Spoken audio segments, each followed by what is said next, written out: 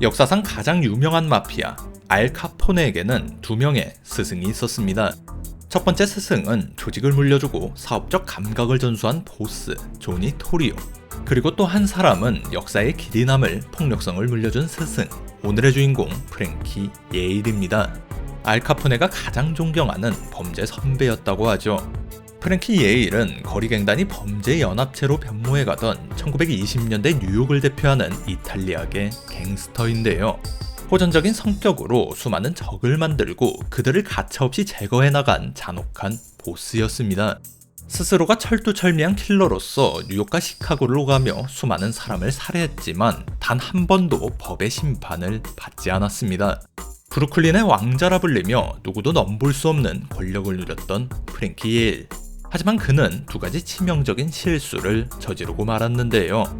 자신을 뛰어넘는 최고의 제자를 길러냈고 그 제자를 적으로 돌려버렸다는 것이죠.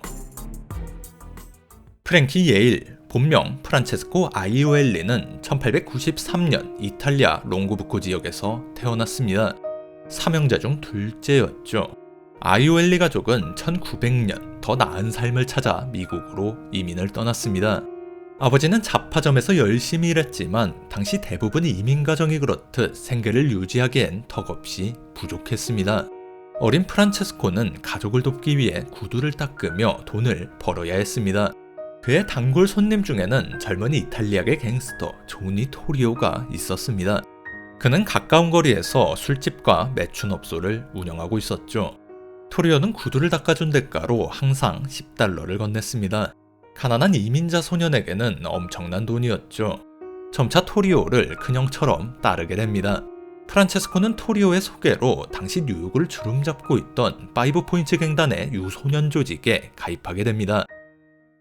1910년 프란체스코는 브루클린에 자리 잡으며 자신의 이름을 미국식으로 바꿉니다. 프랭키 예일. 평범한 키와 통통한 체격을 가졌지만 무서운 주먹꾼이자 능숙한 도둑으로 골목에서 이름을 날렸습니다. 그는 친구들과 팀을 이뤄 당구장을 털며 절도와 불법 무기 소지로 여러 차례 체포되었습니다. 1912년에는 살인 혐의로 처음 기소되었지만 금방 풀려났습니다. 그리고 평생 동안 여러 건의 살인 혐의로 체포되지만 유죄 판결을 받은 적은 단 한 번도 없었습니다. 조니 토리오가 다른 조직으로 스카웃되어 시카고를 떠날 때 그는 자신의 뉴욕 사업장을 모두 예일에게 넘겼습니다. 예일은 선배 토리오의 영향을 받아 사업에 상당히 신경 쓰는 갱스터로 성장했습니다. 그는 상류층 고객을 겨냥해 코니아일랜드의 하버드인이라는 술집을 열었습니다. 이곳은 범죄본부 역할도 했죠. 또한 토리오가 그랬듯 잠재력 있는 범죄 유망주들을 발굴하고 가르쳤는데 그중 가장 눈에 띄는 소년이 바로 알 카포네였습니다. 10대 후반의 카포네는 하버드인에서 바텐더와 경비로 일하기 시작했습니다. 스카페이스로 유명한 그의 상처도 이 술집에서 생긴 것이죠. 카포네는 예일 밑에서 수년간 고도로 체계화된 이탈리아식 조직 범죄를 배웠습니다. 그러다 살인사건에 연루되어 쫓기게 되었고 결국 예일에 의해 시카고에 있는 토리오에게 보내지는데 거기서 본격적으로 범죄 신화를 써내려가게 됩니다. 브루클린에서 세력을 키운 프랭키 예일의 조직은 전형적인 이탈리아식 갈취 범죄를 주요 수입원으로 삼았습니다. 그렇지만 필요에 따라 다른 민족과도 협력하며 다양한 사업 아이템을 적극 받아들였습니다. 금주법이 시작되자 예일은 이미 갖춰둔 사업 기반을 활용해 빠르게 밀주 사업에 발을 들였습니다. 특히 디트로이트의 퍼플갱으로부터 양질의 캐나다산 위스키를 사들여 브루클린 전역에 공급했죠. 밀주 거래로 벌어들인 막대한 수익은 얼음 유통, 세탁업, 댄스홀, 레스토랑, 택시회사 등 다양한 사업에 재투자했습니다. 가장 악명 높은 사업은 담배 사업이었는데 그는 형편없는 품질의 시가를 상인들이 구매하도록 강요했죠. 포장지에는 예일의 웃는 얼굴이 그려져 있었습니다. 또한 그는 장례식장을 소유하고 운영하며 자신의 직업을 묻는 사람에게 장의사라는 농담 섞인 대답을 하곤 했습니다. 알 카포네가 그의 제자로 가장 유명하지만 조 아도니스, 알버트 아나스타샤, 앤서니 카르파노 등 훗날 범죄 세계의 거물로 성장한 인물 여럿이 예일 조직에 몸담았던 것으로 알려져 있습니다. 브루클린 최대의 밀매업자가 된 예일은 값비싼 정장과 다이아몬드로 자신을 치장하고 자선 사업에도 돈을 아끼지 않았습니다. 가난한 환경에서 자란 그는 연말에 교회에서 석탄과 음식을 나눠주는 등 불우이웃을 돕는 모습으로 유명했습니다. 또한 상인들에게 보호비를 받기만 하고 제대로 된 서비스를 제공하지 않았던 경쟁자들과 다르게 예일의 갱단은 영역 내 상인들을 철저히 보호해주며 민심을 얻었습니다. 예일은 자신이 상납하는 상점에 강도가 들었을 때 범인을 잡지 못하더라도 피해 금액을 최대한 보상해 주었죠. 카트를 잃어버린 생선행 상인에게는 당신은 걷기엔 너무 늙었으니 말이나 타시오 라는 퉁명스러운 말과 함께 $200를 건넸다는 일화도 전해집니다. 브루클린의 서민들은 그를 왕자라는 별명으로 부르며 로빈후드처럼 추앙했습니다. 반면 자신의 심기를 건드리는 이들에게는 가차없는 잔혹함을 드러냈습니다. 예일의 친동생 안젤로도 조직원으로 활동했는데 형에게 두들겨 맞아 병원 신세를 지는 일이 잦았습니다. 또한 예일은 여러 명의 집행자를 거느렸음에도 스스로 행동하는 킬러로 악명이 높았죠. 1920년 금주법 시행과 함께 예일은 시카고에 있던 선배 조니 토리오로부터 살인 의뢰를 받게 됩니다. 토리오는 당시 짐 콜로시모라는 보스 밑에서 일하고 있었지만 콜로시모가 밀주 사업 진출을 반대하자 그를 제거하기로 결심했습니다. 예일은 캐나다산 밀주를 토리오에게 공급할 계획이었기에 이 의뢰를 받아들이게 되었고 1920년 5월 짐 콜로시모는 자신의 레스토랑에서 살해당했습니다. 프랭키 예일은 유력한 용의자로 경찰에 체포되었지만 증거 불충분으로 곧 석방되었죠. 프랭키 예일은 브루클린의 밀수 사업을 둘러싸고 많은 적과 치열한 경쟁을 벌였습니다. 그 중에서도 아일랜드계 화이트핸드 갱단이 대표 라이벌로 여겨지는데요. 당시 예일 같은 이탈리아 조직은 블랙핸드 갱으로도 불렸기 때문에 화이트핸드 갱과 대비되어 최대의 적으로 묘사되곤 했습니다. 그러나 예일은 같은 이탈리아 갱단과도 전쟁을 서슴지 않았습니다. 적들은 끊임없이 예일의 목숨을 노렸습니다.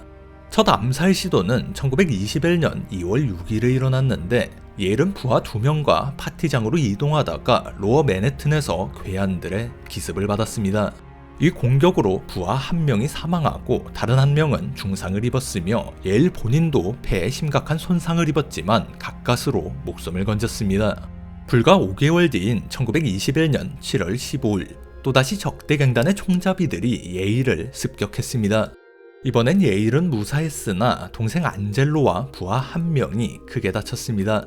이는 예일 갱단이 벌인 한 살인사건에 대한 보복으로 추정됩니다. 1923년 7월 9일에는 예일의 가족을 태워주던 운전기사가 예일로 오인되어 살해당하는 사건도 일어났습니다. 1924년 11월 예일은 시카고에서 새로운 의뢰를 받습니다. 이번엔 아일랜드 갱단 보스 딘 오베니언을 제거해달라는 요청이었죠.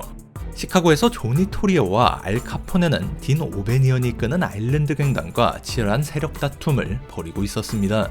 그들의 요구에 응답한 예일은 2명의 남성과 함께 오베니언이 운영하는 꽃집을 찾았습니다. 그는 꽃을 사려는 고객 행세를 하며 오베니언에게 악수를 건넸고 둘이 손을 맞잡은 순간 양쪽에 있던 2 남성이 무자비하게 총격을 가했습니다. 쓰러진 오베니언을 확인 사살한 뒤 현장에서 빠져나왔죠. 8.15 시카고 경찰은 뉴욕으로 돌아가려던 예일을 체포했지만 그는 조작된 알리바이를 제시해 무사히 풀려났습니다. 이 암살의 대가로 예일은 토리오와 카포네에게 $10,000와 4캐럿짜리 다이아몬드 반지를 받았다고 전해집니다. 하지만 딘 오베니언의 죽음 이후 시카고 갱전쟁은 더욱 격화되었고 결국 전쟁에 지친 조니 토리오가 은퇴하면서 알 카포네가 조직을 이어받아 보스로 등극하게 됩니다. 1925년 12월 26일 이른 아침 브루클린의 아도니스 클럽에서 화이트핸드 갱단의 보스와 간부들이 몰살당하는 사건이 벌어집니다. 당시 현장에는 예일의 부하들과 알 카포네가 함께 있었으나 모두 증거 부족으로 풀려났습니다. 이후 화이트핸드 갱단이 무너지고 예일이 브루클린을 완전히 장악하면서 그가 카포네에게 의뢰해 라이벌을 제거했다는 의혹이 유력하게 제기되었죠. 이처럼 예일과 카포네는 서로의 요청에 기꺼이 응하며 서로의 세력 확장에 큰 도움을 주었습니다. 조니 토리오가 기업형 조직범죄의 선구자로서 알 카포네의 사업적 스승이었다면 직면한 문제를 무자비한 폭력으로 해결하는 방식은 프랭키 예일의 영향을 크게 받은 것으로 평가됩니다. 프랭키 예일은 조니 토리오와 함께 알 카포네가 가장 존경하는 인물이었습니다. 그러나 1972년 무렵부터 둘의 관계에는 점점 금이 가기 시작하는데요. 예일과 카포네는 이민자 공제조합으로 위장한 범죄의 협의체 시칠리아 연합에 서로 더 큰 영향력을 행사하려고 경쟁했습니다. 이것이 둘 사이 갈등의 발단으로 보입니다. 둘 다 시칠리아 출신도 아니었으면서 말이죠.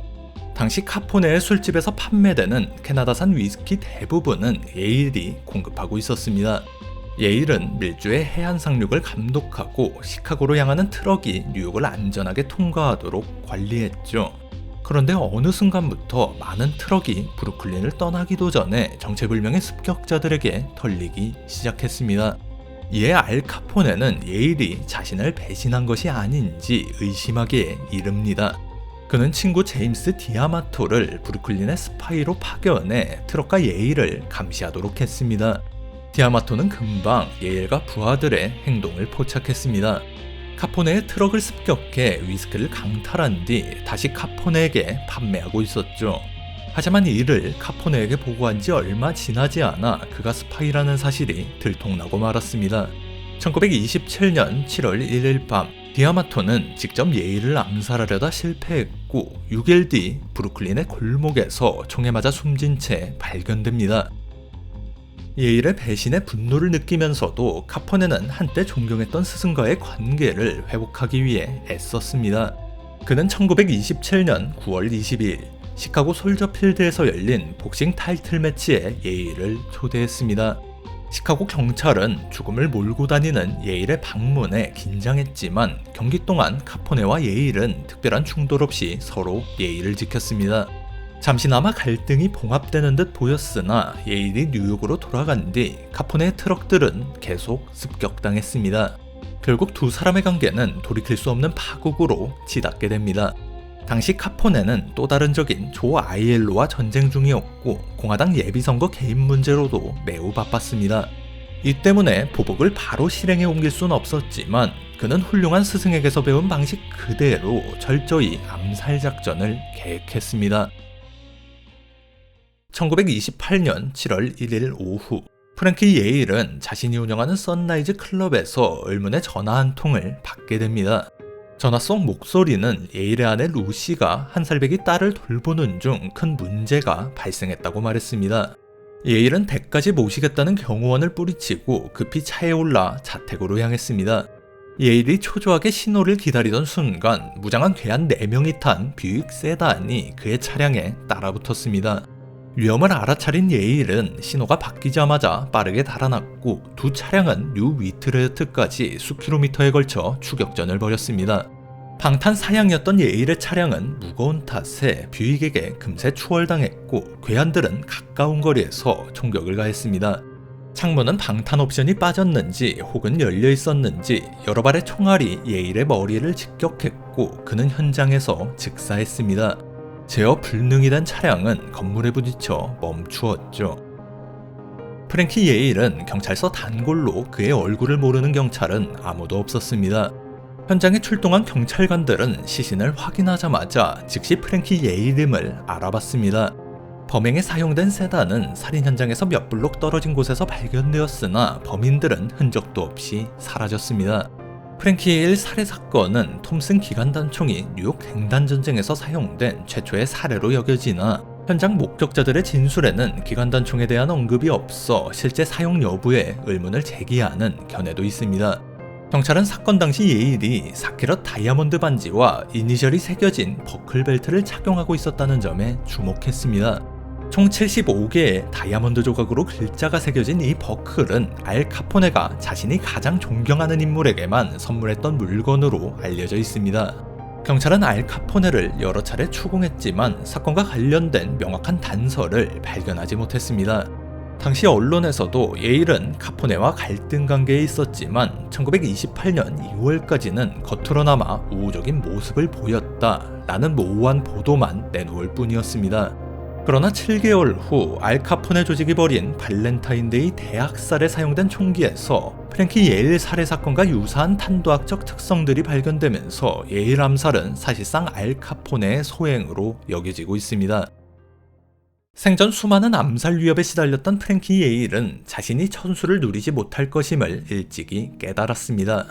그는 평소 주변 사람들에게 누구보다도 화려한 최후를 맞이하고 싶다라고 자주 말하곤 했습니다. 그의 바람처럼 장례식은 전례 없이 성대하게 치러졌습니다.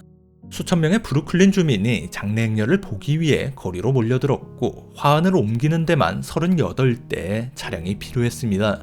조문객을 태운 250대의 캐딜락 리무진과 15,000달러짜리 은색관이 실린 영구차가 뒤를 이었죠.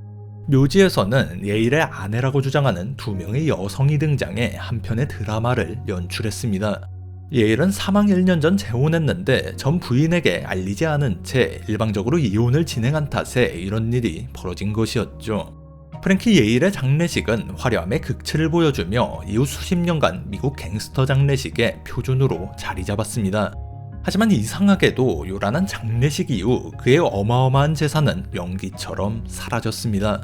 남겨진 유산은 고작 3,000달러 상당의 부동산뿐이었죠.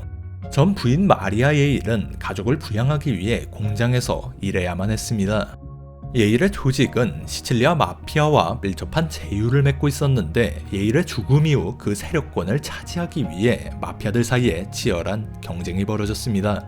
그로 인해 생겨난 분쟁은 미국 마피아 세계의 향방을 결정짓는 카스텔라마레스의 전쟁으로 이어지게 되죠.